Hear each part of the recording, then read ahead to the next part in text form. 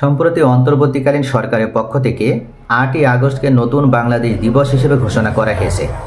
আর এর পরপরই দেশে নানান জল্পনা কল্পনারও শুরু হয়েছে। কেউ বলছে যে ৮ই আগস্টকে নতুন বাংলাদেশ দিবস ঘোষণা করে অন্তর্বর্তীকালীন সরকার সঠিক সিদ্ধান্ত নিয়েছে, আবার কেউ কেউ বলছে যে অন্তর্বর্তীকালীন সরকার ভুল সিদ্ধান্ত নিয়েছে। তবে এখন পর্যন্ত জামাত ইসলামের পক্ষ থেকে এ সম্পর্কে কোনো বিবৃতি প্রদান করা হয়নি। তবে আজকে শুক্রবার জামাত আমির ডাক্তার শফিকুর রহমান ৮ই আগস্ট যে নতুন বাংলাদেশ দিবস ঘোষণা করা হয়েছে এটার বিরুদ্ধে কি এটার পক্ষে উনি একটা বিবৃতি প্রদান করেছে। উনি বিবৃতিতে যে বিষয়টি উল্লেখ করেছেন সেটা আমি আপনাদের জানাবো। তার আগে ছাত্র জনতার অভ্যন্তরে গত বছরের 5ই আগস্ট যে ফ্যাসিস্ট আওয়ামী লীগ সরকারের পতন হয়েছিল এবং এরপর 8ই আগস্ট যখন ডক্টর মোহাম্মদ ইউনূসের নেতৃত্বে অন্তর্বর্তীকালীন সরকার গঠিত হয়, আর এই দিনটিকে স্মরণীয় করে রাখার জন্য 8ই আগস্টকে নতুন বাংলাদেশ হিসেবে ঘোষণা করে বুধবার পরিপত্র জারিও করেছে মন্ত্রিপরিষদ বিভাগ। এরপর থেকে এ নিয়ে যেমন নানান জল্পনা কল্পনা চলছে। তবে ডাক্তার শফিকুর রহমান আজকে উনি যে বিষয়টি উল্লেখ করেছেন, তিনি বলেছেন যে 8ই আগস্ট নয় বরং 5 আগস্টকেই নতুন বাংলাদেশ দিবস হিসেবে ঘোষণা করা উচিত। কিন্তু কি কারণে 8 আগস্টের পরিবর্তে 5 আগস্টকে নতুন বাংলাদেশ দিবস হিসেবে ঘোষণা করা উচিত, এটার সপক্ষে উনি যুক্তি প্রদান করেছেন। উনি উল্লেখ করেছেন দীর্ঘ 16 বছর এই জাতির উপরে একটা ফ্যাসিজম ভর করেছিল। শুধু তাই নয়, এই দেশ থেকে ওই 16 বছরে সম্পূর্ণভাবে গণতন্ত্রকে গলা টিপে হত্যা করা হয়েছিল। মানুষের স্বাধীনতা বলে কিছু ছিল না, সকলের স্বাধীনতা হরণ করে নেওয়া হয়েছিল। সংবাদপত্রের স্বাধীনতা হরণ করা হয়েছিল, সাংবাদিকদের স্বাধীনতা হরণ করা হয়েছিল।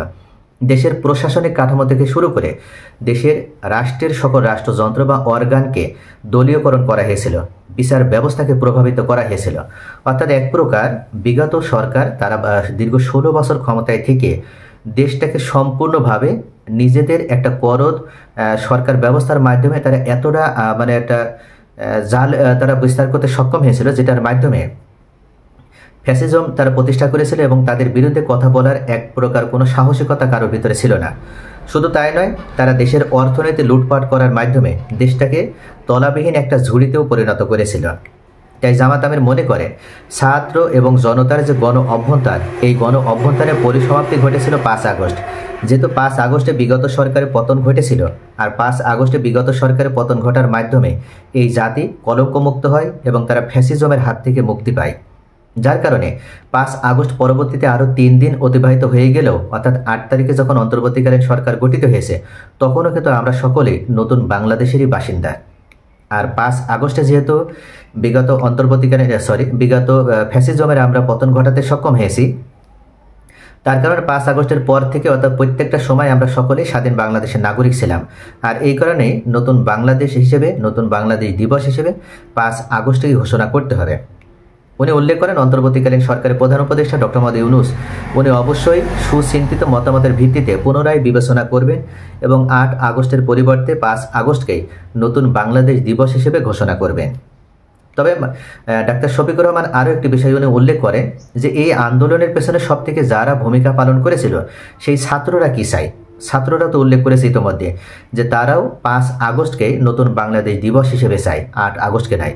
যদি অন্তর্বর্তীকালীন সরকারের প্রধান ডক্টর মোহাম্মদ ইউনূস মনে করেন 5 আগস্টে বিগত ফ্যাসিস্ট সরকারের পতন ঘটলেও 8 আগস্টে যেহেতু সরকার গঠিত হয়েছে, আর এই সরকার গঠনের দিনটাকে তিনি স্মরণীয় করে রাখার জন্যই মূলত 8 আগস্টকে নতুন বাংলাদেশ দিবস হিসেবে তিনি ঘোষণা দিয়েছেন। তবে জামাত আমির বলেন যেটা সম্পূর্ণভাবে একটা অযৌক্তিক, একটা অগ্রহণযোগ্য সিদ্ধান্ত নিয়েছে ডক্টর মোহাম্মদ ইউনূস এবং উনি অবশ্যই পুনর্বিবেচনা করার মাধ্যমে যৌক্তিকতার দিক থেকে 5 আগস্টকে নতুন বাংলাদেশ দিবস হিসেবে ঘোষণা করবেন। সকলে ভালো থাকুন। Thanks for watching.